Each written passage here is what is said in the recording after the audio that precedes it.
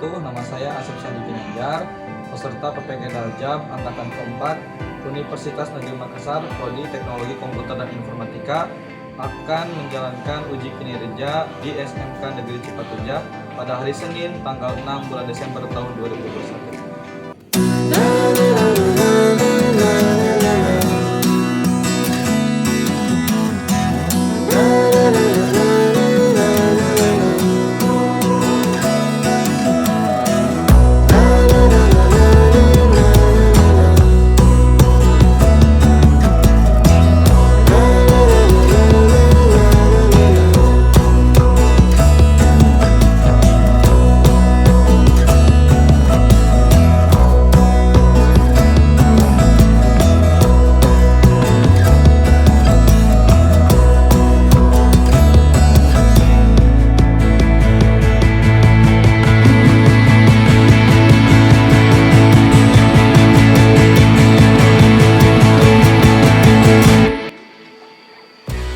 Assalamualaikum.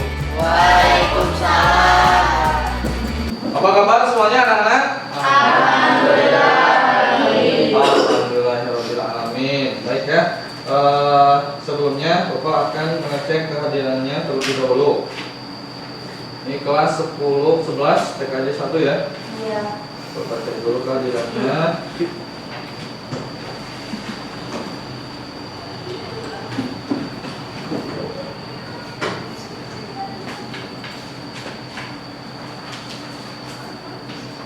Ada Irma hadir? Ada Pak. Bagus. Kemudian Afin hadir? Ajis ada ya. Kemudian Bila hadir? Hadir. Kemudian RK hadir? Hadir. Iya. Kemudian Vina, oh iya. Ada yang udah ada Vina. Kemudian Ilham? Iya, hadir. Selanjutnya yang terakhir Nur Asia. Ya, hadir semuanya ya. Alhamdulillah, tingkatkan kehadirannya ya, bagus. Baik, sebelum kita belajar, kita berdoa terlebih dahulu. Silakan ketua kelas untuk memimpin berdoa terlebih dahulu. Duduk siap. Sebelum belajar, alangkah baiknya kita berdoa. Berdoa dalam hati, mulai. Tidak ada kata selesai dalam berdoa. Pertanyaan, anak-anak sebelum kita belajar, ini Bapak ada sedikit video tayangan motivasi. Silakan disimak terlebih dahulu ya.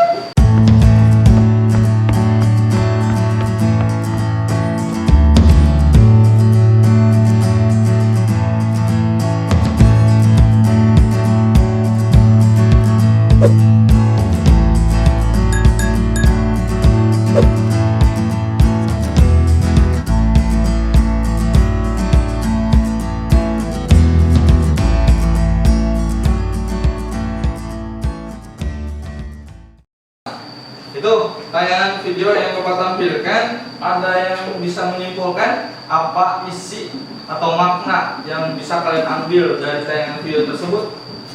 Coba, ada nggak? Siapa yang bisa memaknai arti dari video tersebut? Ini videonya gimana awalnya? Jadi ada apa saja nih yang baik-baiknya? Satu orang, kemudian saling membantu ya? Gotong royong, Bekerjasama dalam bekerja sama, betul. Apalagi? Poin apa lagi?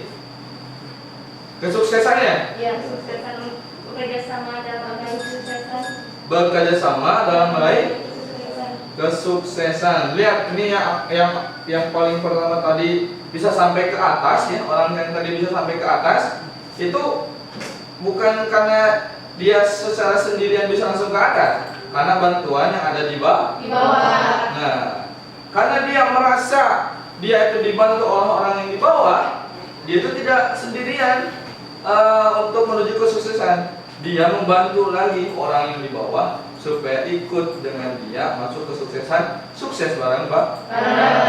Jadi intinya apa? Bekerja sama dalam meraih kesuksesan. Nah ini ya pentingnya dari poin kerjasama. Itu pun nanti kalian kalau sedang belajar, kalau ada bapak ibu guru memberikan kelompok belajar, ya seperti inilah. Memang ada orang yang bertugas supaya jadi garda depan. Tapi ingat, garda depan, orang yang diandalkan sebagai yang di depan, jangan melupakan orang yang ada di tim itu, ya.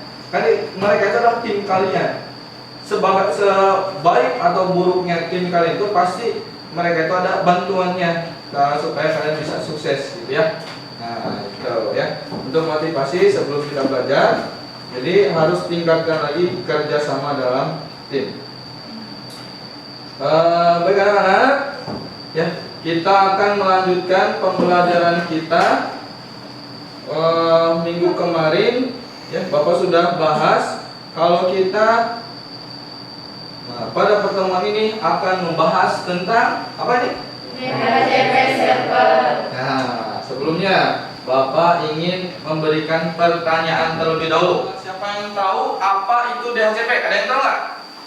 Wih, ini sudah tahu semuanya. Bapak pilih saja ya. Silakan Ilham jawab.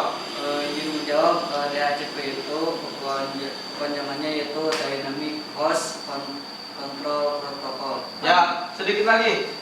DHCP itu Dynamic Host Configuration Protocol. Hostnya tahu nggak apa? Memberikan alamat IP server pada tiap perangkat komputer. Betul ya, memberikan alamat IP kepada setiap perangkat yang ada di jaringannya. Betul ya. Sekarang ada pertanyaan yang kedua. Bagaimana cara kerja dari DHCP? Ada yang tahu nggak? Coba. Udah siapa? Ini duluan ya. Ini duluan. Siap. Silakan coba untuk Asia jawab apa atau bagaimana cara kerja dari DHCP itu apa? Bagaimana? DHCP menggunakan 4 tahapan proses untuk memberikan konfigurasi pengelamatan kepada klien yang antara 1. IP list request, 2. IP list over, 3. IP list selection, 4. IP list acknowledgement. Ya betul. Jadi ada 4 tahapan yang disampaikan Rahasia. Kurang kenceng ya suaranya. Nanti supaya lebih percaya diri agak kenceng suaranya. Jadi ada 4 tahapan ya. Tadi disebutkan oleh Rahasia. Nah, sekarang kita akan belajar tentang itu ya. Baik anak-anak, ini adalah tujuan pembelajaran kita pada hari ini. Ada 2 kompetensi dasar yang akan dicapai. Yang pertama mengevaluasi DHCP server dan yang kedua mengkonfigurasi DHCP servernya. Adapun indikator pencapaiannya, ciri nanti kalau kalian sudah bisa menguasai 2 KD itu, nanti kalian harus bisa menjelaskan bagaimana cara-cara kerja DHCP server, menganalisis konsep dan cara kerjanya, kemudian bisa melakukan konfigurasi dan bisa menyajikan hasil dari konfigurasi DHCP server itu. Jadi ada 4 poin tanda kalau kalian menguasai 2 KD yang di atas, gitu ya, tujuan pembelajaran kita hari ini.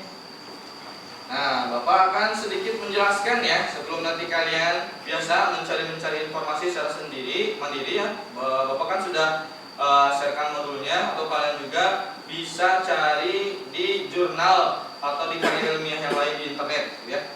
Ini Bapak akan sedikit menjelaskan apa itu DHCP server. DHCP server bisa tolong dibacakan. Siapa di sini? Dila, coba bacakan Dila.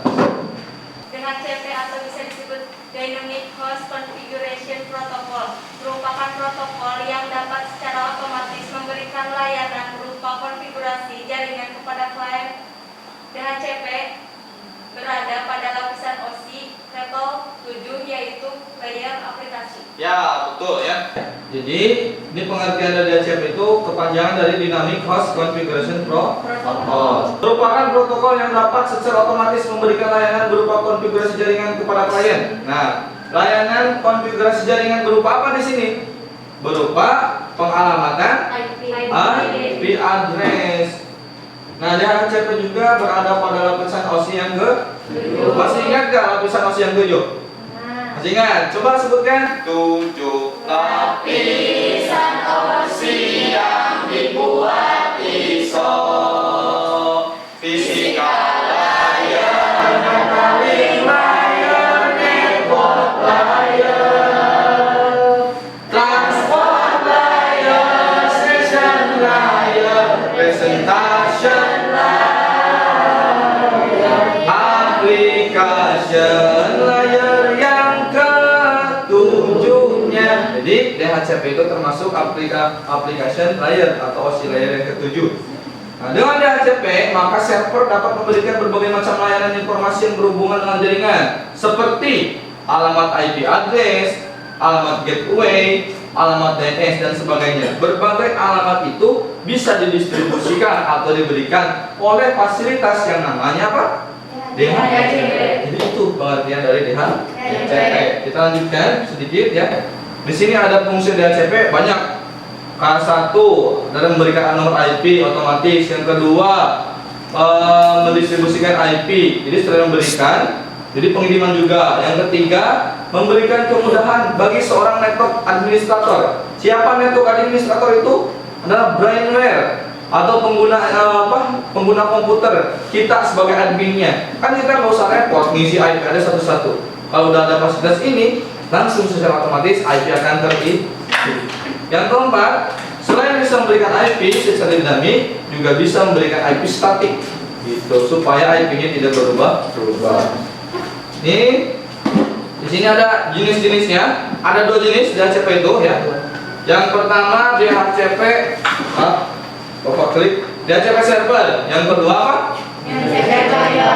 Ya, server itu pusat ya. Nah, berarti merupakan mesin yang menjalankan layanan DHCP-nya, gitu. Jadi yang ngasih layanan DHCP-nya. Ada beberapa sistem operasi yang bisa digunakan untuk DHCP, seperti kalau di Windows ada namanya Windows NT, Windows 2000, Windows Server, atau yang sekarang kita gunakan itu bisa berbentuk GNU Linux atau Debian. Nah, kita akan memasangkan fasilitas DHCP server ini lanjutan dari praktek yang sebelumnya, yaitu Debian, gitu. Kemudian ada yang namanya DHCP client. DHCP client itu apa? Yaitu mesin yang menjalankan untuk klien. Jadi hanya menerima saja, menerima fasilitas DHCP seperti Windows XP, Windows Vista, atau GNU Linux juga bisa hanya bekerja untuk menerima saja. Gitu. Selanjutnya ada proses kerja DHCP yang tadi disebutkan oleh Nur Asia, betul ya? Jawaban Nur Asia ada 4. IP list request, list offer, list selection, list acknowledge.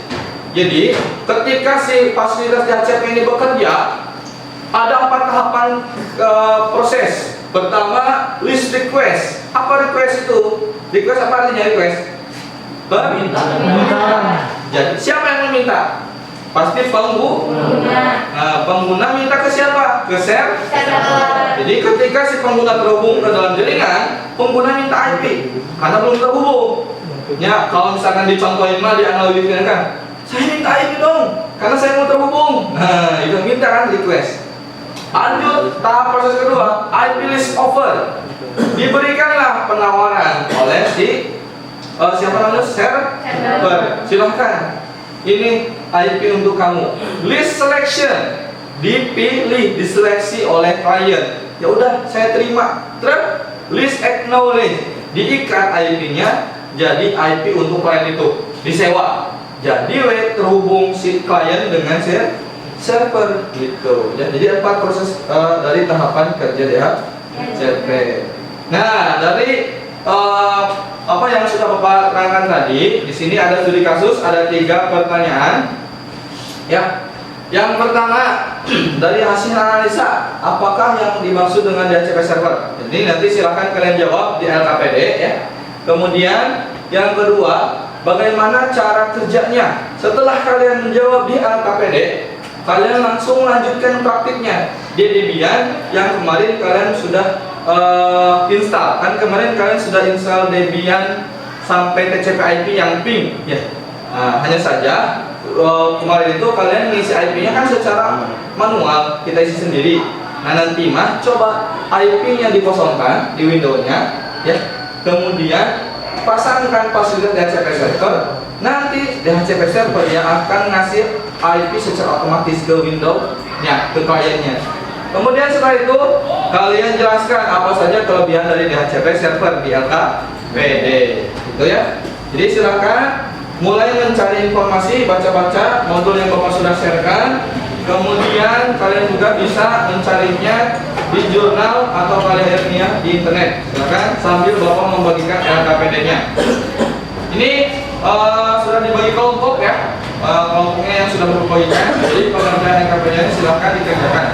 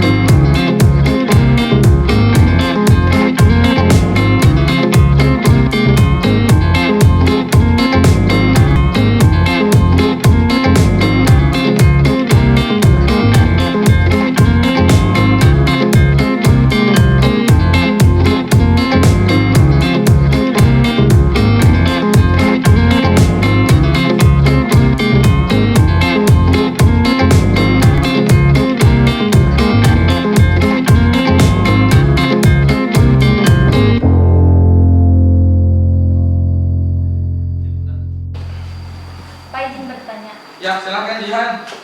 Pak, konfigurasi DHCP itu menginstal Debian dulu atau gimana? Ada pertanyaan dari Jihan ya. Ada yang bisa menjawab tidak? Izin menjawab, Pak. Menurut yang saya baca di modul, setelah menginstal Debian, kita harus mengkonfigurasi TCP IP dulu. Setelah itu, baru konfigurasi DHCP. Ya, betul ya. Jawaban dari Jihan tepat. Ya, jadi nanti seperti yang kemarin aja, Ji. Jadi nanti setelah install Debian, nanti kita konfigurasi TCP IP dulu. Melanjutkan setelah TCP IP, baru kita konfigurasi yang DHCP. Nah, ada pertanyaan yang lain? Izin bertanya Pak. Silakan Amin. Pak, konfigurasi DHCP pakai Debian DPD2 ya? Ya, betul ya. Nanti kita konfigurasi DHCP-nya pakai DPD2. Gitu ya. Jadi Amin tadi bertanya teman-teman, Pak nanti DHCP-nya kita pakai DPD1 atau pakai DPD2? Kan tadi Bapak udah ngobrolin ya. Udah ada 2 DPD Debian-nya pakai DPD2. Gitu. Ada yang bertanya lagi? Izin bertanya, Pak. Silakan, Neta.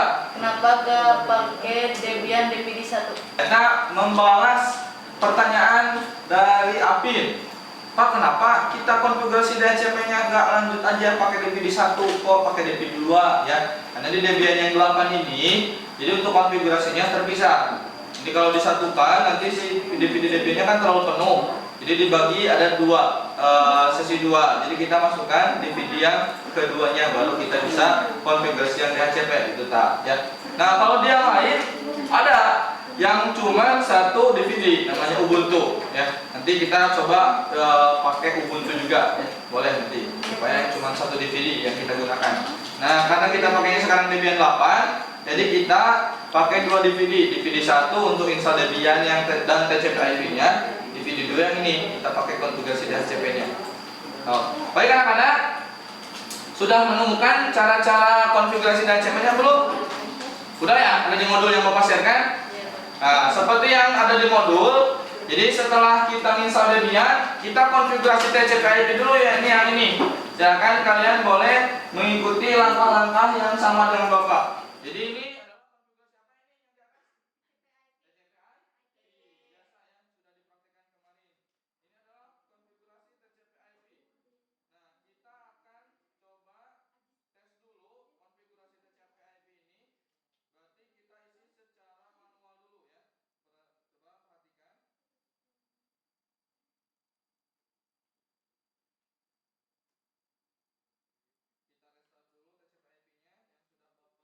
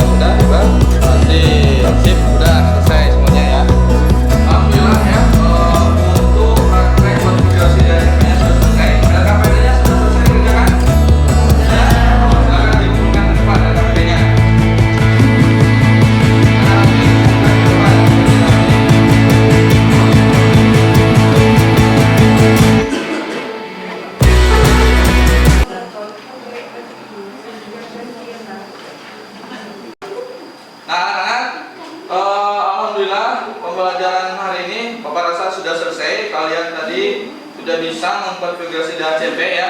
Hampir semuanya sudah berhasil dalam konfigurasi DHCP. Kita lanjutkan prakteknya minggu depan supaya memperlancar konfigurasi DHCP-nya. Nah, sebelum kita tutup, ada yang bisa menyimpulkan pembelajaran hari ini? Bisa menyimpulkan? Pada hari ini kita belajar tentang konsep DHCP dan kita juga belajar cara untuk mengkonfigurasi DHCP. Nah, betul ya. Jadi, baik, sebelum ditutup, Bapak akan memberikan beberapa pertanyaan yang nanti kalau yang bisa menjawab, Bapak akan kasih poin tambahan. Coba ya. Pertanyaan pertama, ada berapa langkah proses kerja dari DHCP? Wih, rahasia paling pertama terus. Ada Om? Sebutkan. Satu, IP request. Apa? Dua, open. Ya. No. Pinter. Rahasia nanti Bapak kasih tambahan nilai. Pertanyaan terakhir. Coba siapa yang bisa menjawab? Apa perintah untuk mengecek koneksi jaringan di Debian kalau setelah melakukan konfigurasi, mau itu DHCP IP, mau itu tentang DHCP. Perintah untuk mengecek koneksinya apa? Ilham, apa jawabannya? Ping ya. Jadi perintah ping yang tadi kalian gunakan itu adalah perintah untuk mengecek koneksi. Ini dicukupkan sampai sini ya. Sebelum ditutup, ada yang bisa memberikan kata-kata motivasi tidak? Izin Pak, Silakan Adi. kata-kata dari Mahfudat lah nih Pak. Ya, motivasinya apa Adi? Silakan. Menjada wajada. Barang Wih. siapa yang bersungguh-sungguh maka ia akan berhasil. Betul sekali. Sungguh maka dia akan berhasil. Betul Adi. Bagus ya, bukan kata motivasinya. Nah, untuk pembelajaran selanjutnya masih kita akan terus melatih tentang konfigurasi DHCP server ya, supaya nanti konfigurasi selanjutnya itu bisa berjalan dengan lancar. Jadi untuk minggu depan kita masih memperlancar tentang konfigurasi DHCP server. Nah, baik anak-anak, sebelum kita tutup, alangkah baiknya kita berdoa dulu. Silakan ketua kelas untuk memimpin doa setelah belajar. Duduk siap. Sebelum pulang, alangkah baiknya kita berdoa dalam hati. Mulai. Tidak ada kata selesai dalam berdoa. Silakan kalian pulang, hati-hati di jalan ya, utamakan keselamatan. Terima kasih. Assalamualaikum warahmatullahi wabarakatuh. Waalaikumsalam.